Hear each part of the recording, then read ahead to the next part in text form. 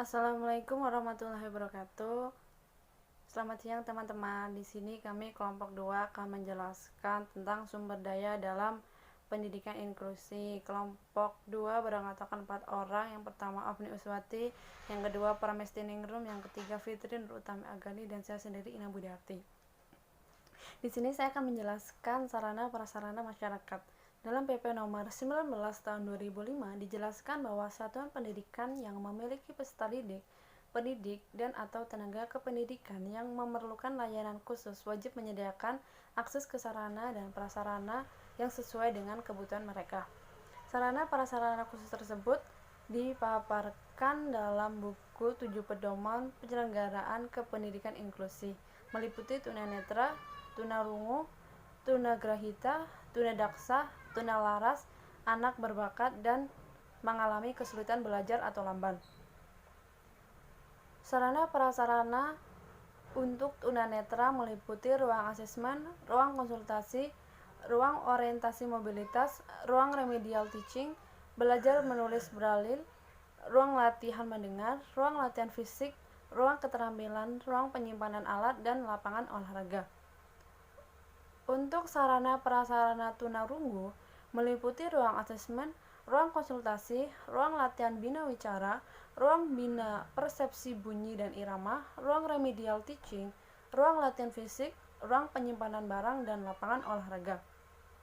Untuk sarana prasarana tunagrahita meliputi ruang asesmen, ruang konsultasi, ruang latihan sensori, ruang latihan bina diri, ruang remedial teaching, ruang latihan perseptual motor, ruang keterampilan, ruang penyimpanan barang, dan lapangan olahraga. Untuk sarana prasarana tunadaksa meliputi ruang asesmen, ruang konsultasi, ruang latihan fisik, ruang bina diri, remedial teaching, ruang keterampilan, lapangan olahraga, ruang penyimpanan alat. Untuk sarana prasarana tunalaras meliputi ruang asesmen, ruang konsultasi, ruang terapi perilaku, ruang terapi bermain, ruang terapi fisik, ruang remedial teaching, ruang penyimpanan barang, dan lapangan olahraga. Untuk anak berbakat sarana prasarana yaitu ruang asesmen, dan untuk mengalami kesulitan belajar meliputi ruang asesmen dan ruang remedial. Assalamualaikum warahmatullahi wabarakatuh. Saya Fitri Nur Utami Agani akan menjelaskan tentang peran kepala sekolah di sekolah inklusif. Untuk mengukur kinerja kepala sekolah dan guru akan digunakan indikator manajemen sekolah dan implementasi pendidikan inklusif yang terdiri atas beberapa aspek. Aspek tersebut meliputi kelembagaan, kurikulum pembelajaran dan penilaian, kesiswaan, sarana dan prasarana, sumber daya manusia, serta keuangan. Peran kepala sekolah dalam usaha mensukseskan pendidikan inklusif di sekolah yang dipimpinnya, seorang kepala sekolah juga mempunyai peran yang sangat besar. Seorang kepala sekolah harus bertanggung jawab terhadap pelaksanaan dan keberhasilan pendidikan inklusif yang dipimpinnya.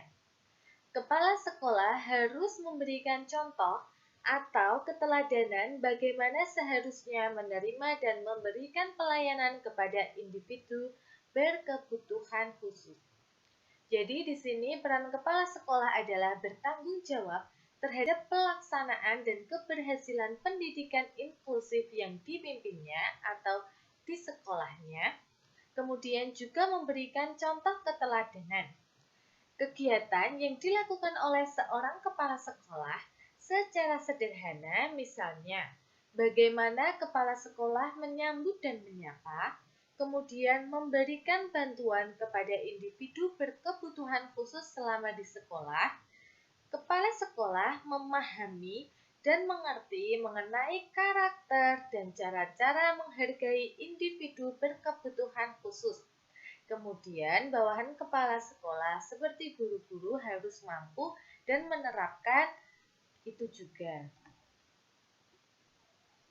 Assalamualaikum warahmatullahi wabarakatuh.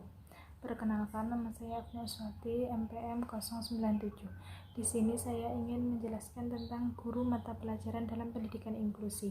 Nah, dalam pendidikan inklusi itu guru mata pelajaran itu dibagi menjadi 3. Yang pertama yaitu ada guru kelas, guru sekolah, dan guru pendamping. Nah, saya akan menjelaskan tentang apa itu guru kelas. Yang guru kelas yaitu guru yang mempunyai latar belakang pendidikan atau pengajaran pada kelas tertentu sekolah umum yang sesuai dengan klasifikasinya yang dipersyaratkan dengan bertanggung jawab atas pengelolaan pembelajaran. Nah, jadi guru kelas itu guru yang mengampu di kelas. Di situ seperti misalnya guru kelas 1. Nah, guru kelas 1 di situ tuh harus menguasai semua mata pelajaran yang ada pada pembelajaran kelas 1 tersebut. Nah, jadi guru kelas juga mempunyai tanggung jawab dalam pengelolaan kelas serta administrasi kelas tersebut. Yang kedua yaitu guru mata pelajaran. Guru mata pelajaran yaitu guru yang mengampu suatu mata pelajaran tertentu, seperti misalnya guru mata pelajaran agama, guru mata pelajaran pendidikan jasmani dan kesehatan. Nah, di situ tuh guru mata pelajaran pendidikan agama itu guru yang mengajarkan hanya mata pelajaran yang beliau ampu, misalnya pendidikan agama. Nah, seorang guru hanya mengajarkan pendidikan agama, kalau itu namanya guru mata pelajaran. Ya, yang ketiga yaitu guru pendamping khusus.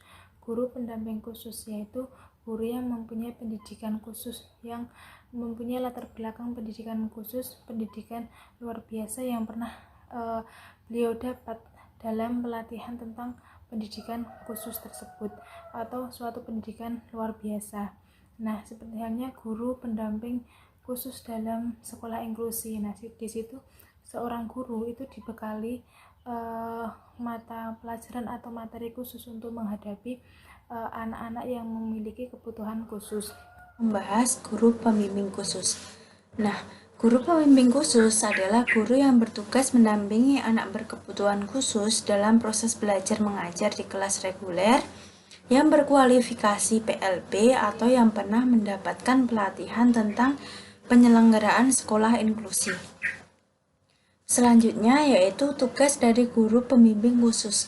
Yang pertama yaitu menyusun instrumen asesmen pendidikan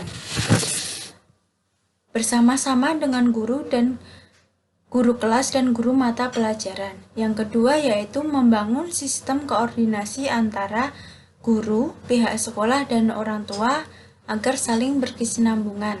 Nah, tugas yang ketiga yaitu melaksanakan pendampingan ABK pada kegiatan pembelajaran bersama-sama dengan guru kelas atau guru mata pelajaran bidang studi.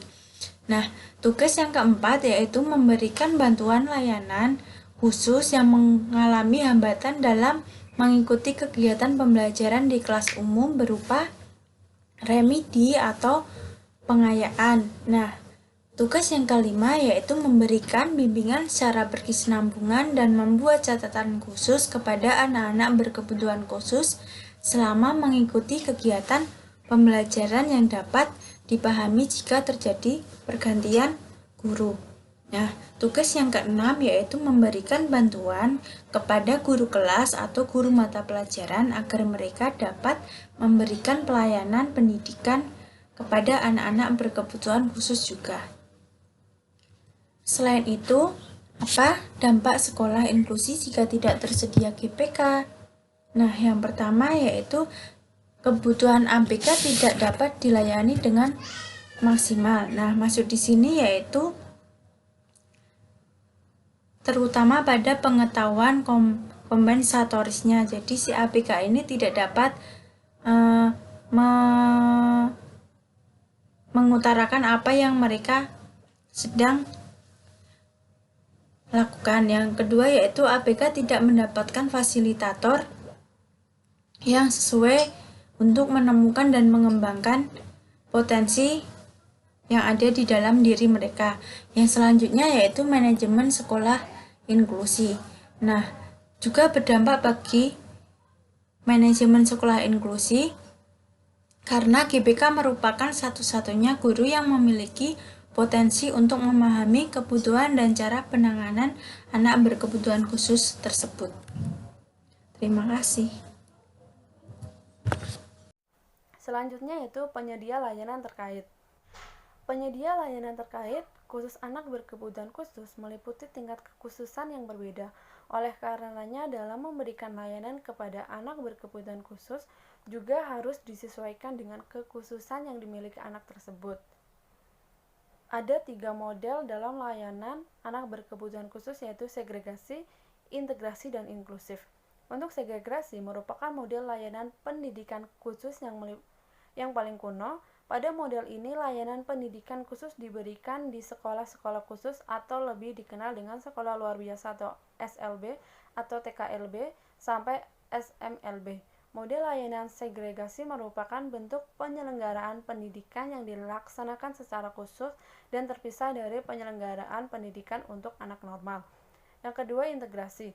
Model integrasi sekolah menerima anak berkebutuhan khusus dan anak tersebut mengikuti proses pembelajaran dengan bahan pembelajaran yang sama dengan anak-anak lain tanpa penyesuaian, tanpa alat bantu, dan juga harus mengikuti kurikulum reguler yang tidak sesuai dengan kebutuhan dan kecepatannya dalam belajar.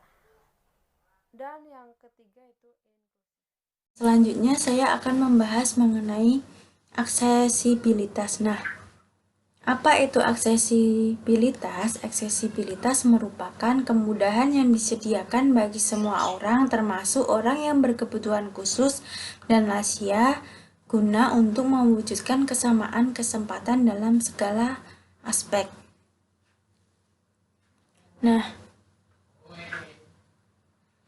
yang selanjutnya yaitu asas aksesibilitas. Asas aksesibilitas terdapat 5, yaitu yang pertama keselamatan. Nah, keselamatan yaitu setiap bangunan yang bersifat umum dalam suatu lingkungan terbangun harus memperhatikan keselamatan bagi semua orang. Yang kedua yaitu kemudahan. Setiap orang dapat mencapai semua tempat atau bangunan yang bersifat umum dan suatu lingkungan dalam suatu lingkungan. Nah, yang ketiga yaitu kegunaan, yaitu setiap orang harus dapat mempergunakan semua tempat atau bangunan yang bersifat umum dalam suatu lingkungan. Yang keempat yaitu kemandirian. Setiap orang harus mencapai, masuk, dan mempergunakan semua tempat atau bangunan yang bersifat umum dalam suatu lingkungan dengan tanpa membutuhkan bantuan orang lain. Nah, itu tadi 4 aksesibilitas. Aksesibilitas merupakan penting bagi penyandang disabilitas karena untuk menjamin kemandirian dan partisipasi mereka dalam segala bidang kehidupan di masyarakat. Terima kasih. Nah, di sini juga ada beberapa media pembelajaran yang digunakan seorang guru untuk mengajarkan pada anak-anak yang memiliki kebutuhan khusus. Yang pertama yaitu seperti berikutnya saya akan menjelaskan tentang dukungan dari masyarakat. Partisipasi masyarakat merupakan komponen yang sangat penting bagi keberhasilan pendidikan inklusif. Jadi masyarakat itu sangat penting dan berperan banyak dalam pendidikan inklusif. Indikator partisipasi masyarakat dalam mendukung pelaksanaan pendidikan inklusif untuk anak berkebutuhan khusus adalah sebagai berikut. Yang pertama, ikut serta mengajukan usul atau pendapat mengenai usaha-usaha dalam pelaksanaan pendidikan inklusif yang dilakukan langsung maupun melalui lembaga-lembaga yang ada. Jadi di sini masyarakat itu boleh ikut berpendapat mengajukan usul tentang pendidikan inklusif. Yang kedua adalah ikut serta bermusyawarah dalam mengambil keputusan tentang penentuan program sekolah yang dianggap sesuai dan baik untuk anak berkebutuhan khusus. Untuk yang ketiga adalah ikut serta melaksanakan apa yang telah diputuskan dalam musyawarah, termasuk dalam hal ini memberikan sumbangan, baik berupa tenaga, iuran uang, dan material lainnya. Jadi di sini itu masyarakat harus ikut melaksanakan keputusan yang sudah diambil dalam melaksanakan pendidikan inklusif. Yang keempat adalah dengan istilah lain, ikut serta bertanggung jawab terhadap keberhasilan pelaksanaan program yang telah ditentukan bersama. Jadi tadi kan sudah ada keputusan bersama, kemudian masyarakat itu turut bertanggung jawab terhadap keberhasilan keputusan yang telah dilakukan. Untuk yang kelima adalah ikut serta menikmati dan memelihara hasil-hasil dari kegiatan tersebut. Jadi masyarakat itu turut serta menikmati dan memelihara hasil yang sudah dilaksanakan. Untuk yang terakhir adalah ikut serta mengawasi pelaksanaan keputusan bersama, termasuk di dalam mengajukan saran, kritik, dan meluruskan masalah yang tidak sesuai dengan apa yang telah diputuskan tersebut. Jadi di sini masyarakat mempunyai peran untuk mengawasi apa yang telah diputuskan, apakah berjalan sesuai atau tidak. Terima kasih.